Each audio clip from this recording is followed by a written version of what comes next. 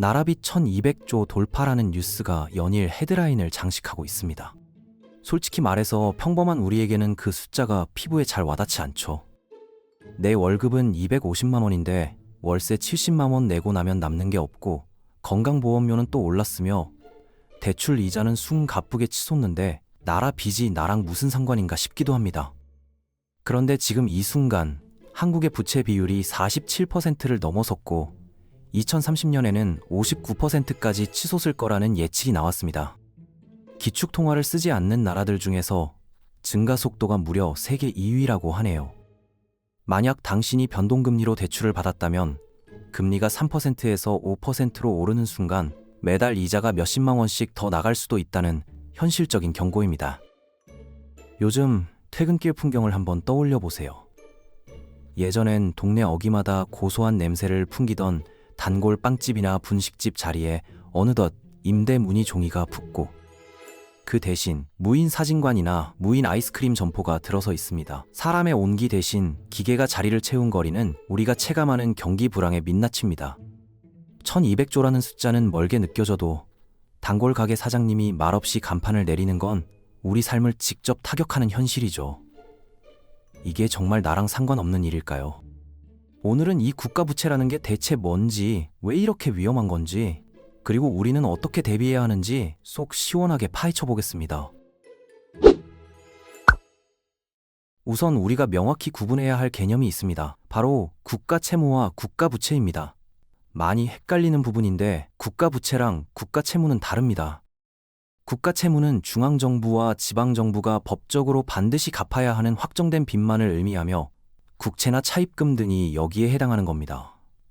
우리나라에서는 국가재정법 기준으로 잡히는 나랏빚을 의미하고 재정 건전성 지표로 가장 많이 쓰입니다. 2024년 결산 기준으로 약 1175조 원이죠. 하지만 국가부채는 훨씬 넓은 개념입니다.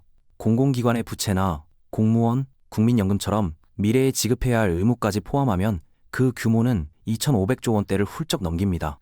정부가 공식 발표하는 빚의 2배가 넘습니다. 왜 이렇게 차이가 날까요? 법적으로 확정된 빚만 발표하는 게 국제 기준이긴 한데 실질적으로 우리가 짊어져야 할 부담은 훨씬 크다는 얘기예요. 그럼 대체 왜 나라가 돈을 빌려야 하는 걸까요? 돈이 필요하면 그냥 찍어내면 되는 거 아닌가 싶은데요. 이게 사실 엄청나게 위험한 생각입니다. 정부가 무한정 돈을 찍어대면 경제에 현금이 넘쳐나면서 초인플레이션이 터져요. 물가가 하늘 높은 줄 모르고 치솟고 경제는 붕괴되는 거죠. 그렇게 되면 투자자들과 다른 나라들이 그 돈을 휴지 조각으로 취급하게 됩니다. 베네수엘라랑 짐바브웨가 실제로 겪은 일이에요. 반면 빚을 지면 나중에 이자를 갚아야 하기에 정부는 더 책임감 있게 나라 살림을 꾸리게 됩니다. 구체적으로 정부가 돈을 빌리는 속사정을 들여다보면 우리 경제의 고충이 보입니다. 첫 번째는 재정 적자를 메우기 위해서입니다. 정부의 주 수입원은 세금인데 가끔은 이게 지출을 감당하기에 부족해요. 이걸 재정 적자라고 부르는데 예를 들어 정부가 세금으로 300조 원을 걷었는데 교육, 의료, 공공서비스에 400조 원이 필요하다면 100조 원이 부족하죠. 그럼 뭘 해야 할까요? 지출을 줄이면 서비스 질이 떨어지고 교육이 엉망이 되고 의료 시스템이 무너집니다.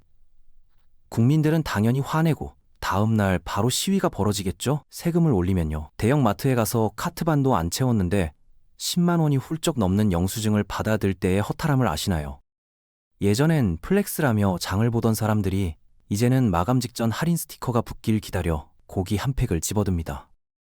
이런 상황에서 정부가 부족한 빚을 메우려 세금마저 올린다면 그건 단순히 숫자가 오르는 게 아니라 누군가에겐 자녀의 학원을 끊어야 하거나 부모님 영양제 한 통을 포기해야 하는 생존의 문제가 됩니다. 결국 가장 쉬운 해결책은 돈을 빌려서 적자를 메우는 거예요. 실제로 한국도 2024년 적자 폭이 GDP 대비 약 4%로 적자 폭이 100조 원을 넘는 수준까지 확대됐거든요.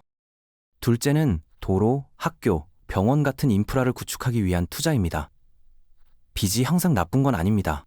나라의 인프라가 필요한데 정부가 돈이 없고 빌리기도 싫다고 해봅시다. 그럼 지금 짓는 대신 몇 년 동안 돈을 모아야 하는데 그동안 국민들은 형편없는 도로, 학교 부족, 열악한 의료 서비스로 고생해야 하죠. 하지만 지금 당장 빚을 내서 인프라를 지으면 국민들이 빨리 혜택을 보고 경제도 성장해 세수가 늘어나고 결국 세금을 더 많이 거둘 수 있는 발판이 되어 빚을 갚기도 수월해지는 거죠. 세 번째는 위기와 긴급 상황을 처리하기 위해서예요. 가끔은 정부가 선택의 여지 없이 빌려야 할 때가 있거든요. 전쟁, 위기, 자연재해, 팬데믹 같은 예상치 못한 사건이 터지면 빠르게 대응해야 하니까요. 2020년 한 해만 봐도 미국은 코로나 구호금, 재난지원금, 기업 지원을 위해 3조 8천억 달러를 빌렸는데 이게 GDP의 18%예요. 한국도 마찬가지였죠. 재난지원금 폭탄이 터졌고 세수는 부족한데 지출은 폭증했어요. 이거 안 했으면 경제가 훨씬 더 망가졌을 거고 훨씬 더 많은 사람들이 일자리를 잃었을 겁니다. 네 번째는 기존 빚을 갚기 위해서입니다. 대출로 옛날 대출 갚는 건 여러분만 하는 게 아니에요. 정부가 이 기술의 진짜 고수거든요. 예를 들어 2010년에 빌린 돈을 2020년에 갚아야 하는데 막상 2020년이 왔는데 돈이 없어요. 그럼 어떻게 할까요? 당연히 2020년에 새로 돈을 빌려서 2010년 빚을 갚는 거죠. 이 사이클이 계속 반복됩니다. 국가가 빚을 책임감 있게 관리하는 한 큰 문제는 아닌데 빚이 통제 불능 상태가 되면요. 바로 스리랑카처럼 되는 겁니다.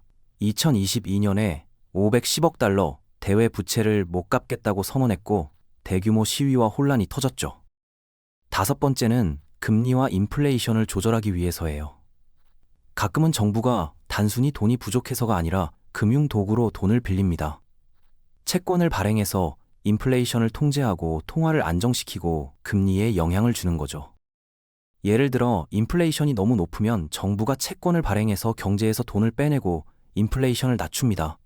반대로 경제가 너무 느리면 정부가 더 많이 빌려서 경제에 돈을 투입하고 성장을 자극하는 거예요. 물론 실제로는 훨씬 복잡하지만 가장 단순한 논리는 이겁니다. 그런데 같은 빚이라도 나라마다 위험도가 다릅니다. 그 중에서도 한국의 상황은 유독 더 위태로워 보입니다. 그 이유는 우리가 기축통화국이 아니라는 점이 가장 큽니다. 미국은 달러를 찍으면 돼요. 달러는 전 세계가 쓰는 기축통화니까 아무리 찍어도 사람들이 믿고 받아주거든요. 일본도 마찬가지예요. 엔화를 찍어도 자국통화로 빚을 지고 대부분 일본 국민이 국채를 사주니까 버틸 수 있죠. 그런데 우리 원화는 마구 찍는 순간 환율이 폭등하며 1997년 IMF 사태가 재현될 수 있습니다. 같은 빚 50%라도 미국의 50%와 한국의 50%는 완전히 다른 위험도라는 거예요. 비기축통화국은 기축통화국에 비해 채권 수요가 낮아서 재정 건전성 관리에 더 신경 써야 하는데 한국은 그 경계선을 넘고 있습니다. 두 번째 이유는 빚이 쌓이는 속도가 너무 빠르다는 겁니다. 선진국들이 100년에 걸쳐 쌓은 빚을 우리는 단 10년 만에 쌓고 있습니다. 2025년 IMF 보고서에 따르면 한국의 부채 증가폭은 체코 다음으로 세계 2위입니다. 마지막으로 여기에 한국 특유의 저출산 고령화 문제가 불을 지핍니다. 출산율 0.72명이라는 수치는 미래에 세금을 낼 사람이 사라진다는 뜻입니다. 이미 우리 주변에서는 아이들 웃음소리가 사라진 학교가 노인 요양원으로 바뀌는 모습을 흔히 볼 수 있습니다. 새벽부터 소아과 문 열기를 기다리는 오픈런은 일상이 되었는데 거리에선 유모차보다 어르신들의 보행보조기가 더 많이 눈에 띕니다. 2022년에는 청년 100명이 노인 25명을 부양했지만 50년 후에는 청년 1명이 노인 1명을 온전히 책임져야 합니다. 정부가 저출산 대응에 수십조 원을 쏟아부어도 효과가 없는 악순환이 이어지고 있죠. 사실 빚이라는 게 참 묘합니다. 무조건 나쁘게만 볼 일은 아니거든요. 빚도 잘만 쓰면 우리 삶을 풍요롭게 만드는 성장의 마중물이 됩니다. 정부가 적절히 돈을 빌려 도로를 닦고 학교를 세우면 경제가 살아나고 코로나 같은 비상 상황에서 무너지는 기업과 가게를 지탱하는 든든한 방패가 되기도 하니까요. 결국 중요한 건 빚의 유무가 아니라 그 돈을 어디에 쓰고 얼마나 책임 있게 관리하느냐에 달려 있습니다. 하지만 이 빚이 관리 범위를 넘어서기 시작하면 그때부터는 이야기가 달라집니다. 예전에 진 빚을 갚으려고 다시 빚을 내는 이른바 빚의 덫에 빠지게 되는 것이죠. 덩치가 커진 빚은 야금야금 나라 예산을 갉아먹습니다. 정작 국민에게 꼭 필요한 교육이나 의료 서비스에 써야 할 세금이 빌린 돈의 이자를 갚는데 우선적으로 빠져나게 되니까요. 상황이 이쯤 되면 투자자들의 의심이 시작됩니다. 이 나라 정말 돈 갚을 능력이 있는 걸까라는 의문이 드는 순간 나라의 신용등급은 곤두박질칩니다.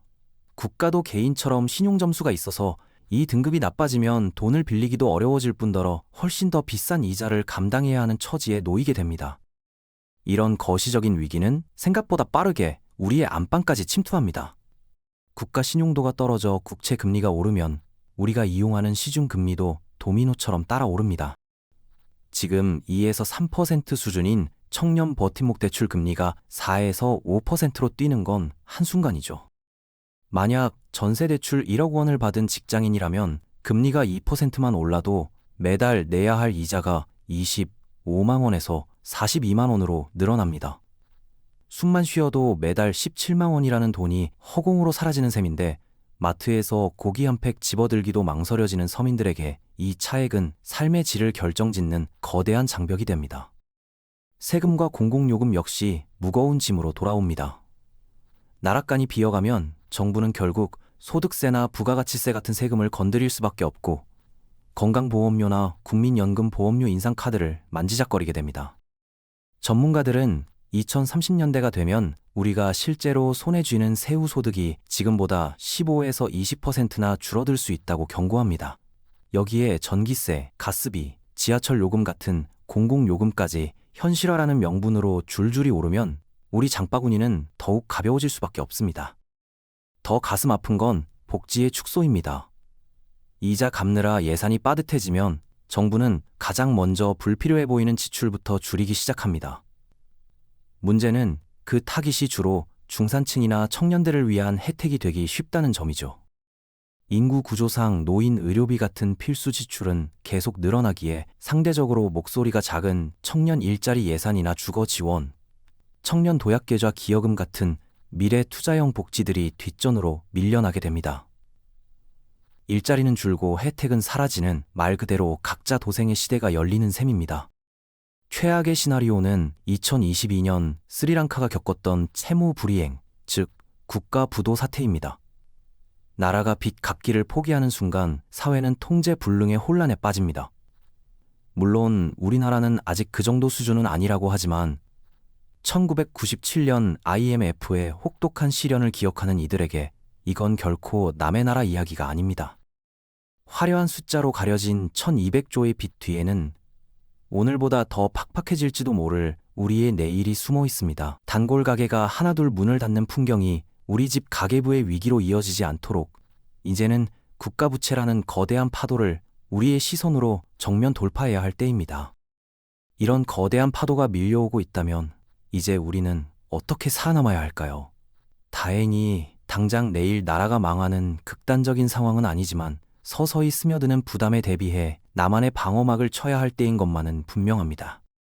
우선 내 지갑을 갉아먹는 대출 구조부터 냉정하게 살펴봐야 합니다. 금리가 요동칠 때 가장 먼저 타격을 입는 건 변동금리 대출이니까요.